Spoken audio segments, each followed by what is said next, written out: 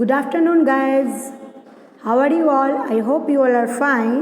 So today I explain chapter number 12 part 1. आज हम लोग जो है मिनरल्स उसके बारे में जो है दूसरे पार्ट में और भी बहुत सारे मिनरल्स हैं जिसके बारे में हम लोग जानेंगे। इससे पहले चैप्टर में प्रीवियस लेक्चर में हम लोग ने देखे थे कि जो मिनरल्स है ये कहाँ से मिलती हैं और ये इतना इम्पॉर्टेंट क्यों होता है। तो आज हम लोग जो है और दूसरे मिनरल्स के बारे में जाएंगे। Mica, electricity is use to making electrical goods.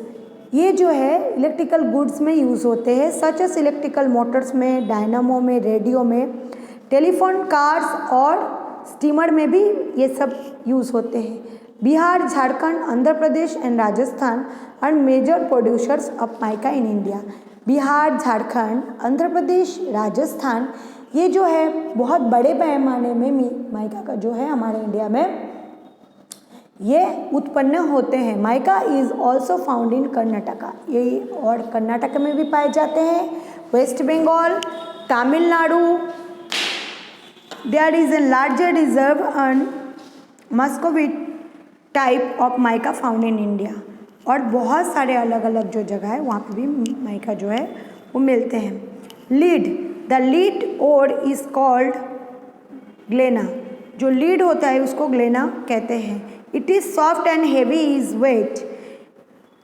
ये बहुत ही नरम और हेवी होते हैं, वेट में भारी होता है। It is use to make alloys electric wires, colours, weapon, glass, rubber and storage battery. Battery में, कलर्स में और जो हमारे हथियार है वो बनाने में, ग्लास में, रबर में यूज़ होते हैं। In India lead is available Rajasthan, Andhra Pradesh, Tamil Nadu, Rajasthan, Andhra Pradesh में ये मिलते हैं। It is also found in West Bengal में भी मिलते हैं, मध्य प्रदेश में, उत्तर प्रदेश में, उड़ीसा, महाराष्ट्र, मेघालय और सिक्किम में भी मिलते हैं। Even though mica is produced in sufficient quantity, जो मिका है वो सफिशिएंट क्वांटिटी में हमको मिलते हैं, बहुत ज़्यादा पैमाने में। Our demands are not met with, so it has to imported. नहीं, वो बहुत कम परिमाण में मिलते, सफिशिएंट मतलब बहुत ही सफिशिएंट, बहुत ही कम परिमाण में मिलते हैं, इसलिए हमारी जितना ज़रूरत है उससे पूरा नहीं होता, इसलिए हमको बाहर से उसको इंपोर्ट करना पड़ता है। Limestone is used a large quantity in the production of cement. Beside that is also used for iron melting, chemical industry, soda ash, soap color chemicals, building constructions, paper and sugar refining.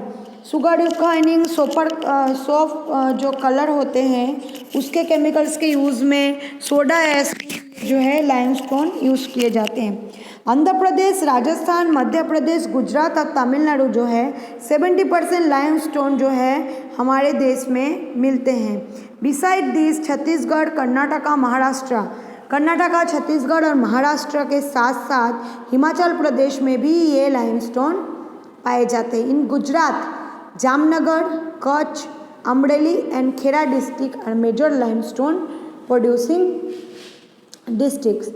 इसके साथ साथ गुजरात में जामनगर, कच्छ, अमरेली, खेड़ा ये सब अलग अलग जो ज़िला है उसमें भी जो है लाइमस्टोन मिलते हैं।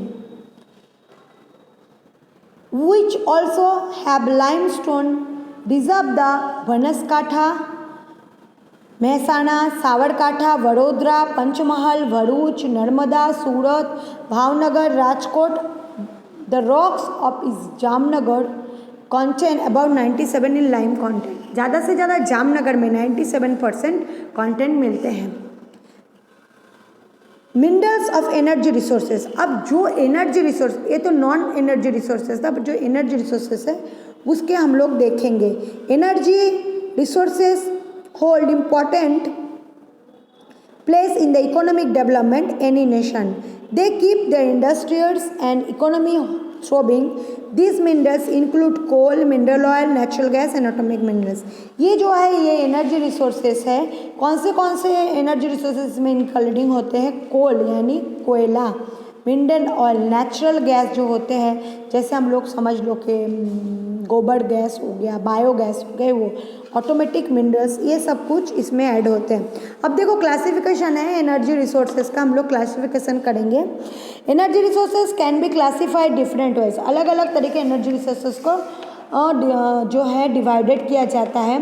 सच as conventional and non conventional energy source, कुछ कन्वेंशियल होते हैं, कुछ non conventional energy sources. Commercial and non commercial, कुछ कमर्शियल होते हैं, कुछ नॉन कमर्शियल होता है। Coal, mineral oil, natural gas and atomic mineral are considered to conventional और कमर्शियल एनर्जी। जो कोल होता है, मिनरल होता है, नेचुरल गैस और एटॉमिक मिनरल्स होता है, ये सब जो है conventional and commercial energy resources में आते हैं। These are also non-renewable resources. Electricity generated to this resources, जो इलेक्ट्रिसिटी है इस जरिए जाते हैं। Hydro energy, wind energy, solar energy, biogas, geothermal energy, और ये सब जो एनर्जी है ये नॉन कन्वेंशियल में आते हैं ये resources. These are also renewable resources, ये जो है रिन्यूएबल रिसोर्सेज के बारे में पाए जाते हैं। Peat coal, firewood, dung etcetera are non commercial energies. जो पीट कोल होता है, फायर जो जलाने के लकड़ियाँ होते हैं, और जो डंग होते हैं वो सब जो है कमर्शियल नॉन कमर्शियल रिसोर्सेज में आते हैं। Over the earth due to tectonic movements this vegetations was buried in the interior. As a result, the trees containing carbon contents and some animals underwent gradual combustion due to internal heat and pressure. जो heat और pressure जरिए अंदर जो है सब चीज़ पिघल जाते हैं, और उसमें से जो चाहे वो एनिमल्स के मरे हुए जीव जानवर हो या फिर कोई भी ट्रीज़ के पत्ते हो जो नीचे गिर गया है, ये सब की वजह से जो है यहाँ पे जो प्रेशर पैदा होता है और इससे जो है ये सब बनते हैं।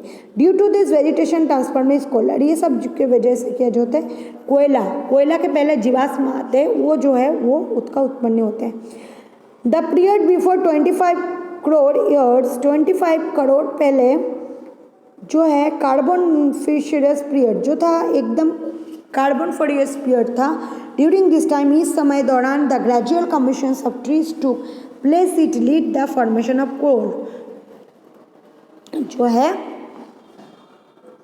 कोयले की जगह हम लोग जो है लकड़ी को भी लग के चलते थे। यूसेज ऑफ कोल इंक्रीज, तब जो है बहुत ज़्यादा कोल यूज़ किया जाता था। With in invention of steam engine, steam engine में भी आप लोग देखे होंगे कभी भी पुराने पिक्चर, या फिर आप लोग अगर कोई इंग्लिश पिक्चर पुराना देख लो तो उसमें देखना स्टीम इंजन में कोयले की जो है इस्तेमाल होती है, उसमें से जो स्टीम निकलती है उसके वजह से गाड़ी चलती है। Means of transportation like railway, steamer were now easy to use, steamer में और रेलवे में सब जगह। With the invention of electricity coal become a important mineral producing thermal electricity. जब इलेक्ट्रिसिटी का जो है खोज हुआ, तब जो है कोल जो है ये मिनरल में जो है थर्मल इलेक्ट्रिसिटी में यूज़ होने लगा।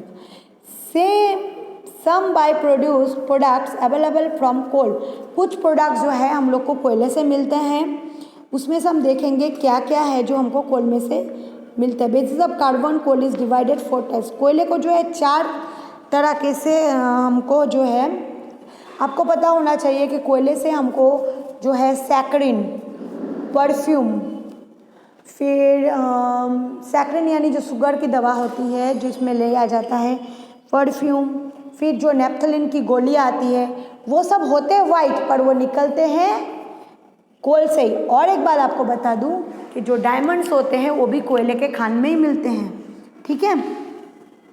तो कोयले के जो है 4 तरीके के जो है उसको डिवाइडेड किया गया है।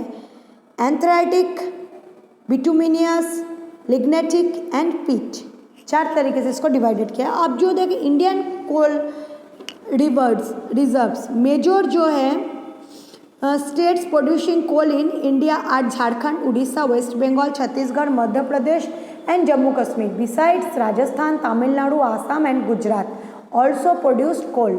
ये सब जगह में जो है कोल प्रोड्यूस होते हैं। बेसिकली झारखंड में तो बहुत ही ज़्यादा होते हैं। कोल फील्ड्स गुजरात लोकेटेड कच्छ भरूच, गुजरात में जो है कच्छ भरूच मेहसाना भावनगर सूरत लिग्नाइट कोल यहाँ पे मिलते हैं। Mineral oil it is found and satisfied Satara containing limestone, Satara containing limestone से इसको जिसका खोज मिला है।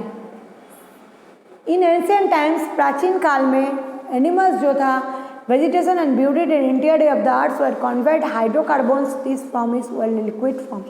जो हाइड्रोकार्बन्स के जरिए जो पिघल जाता था और उसका जो एक लिक्विड फॉर्म आता था उसको हम लोग मिनरल ऑयल के नाम से जानते हैं। Due to tectonic movements the layers of this form were gradually elevated towards the surface।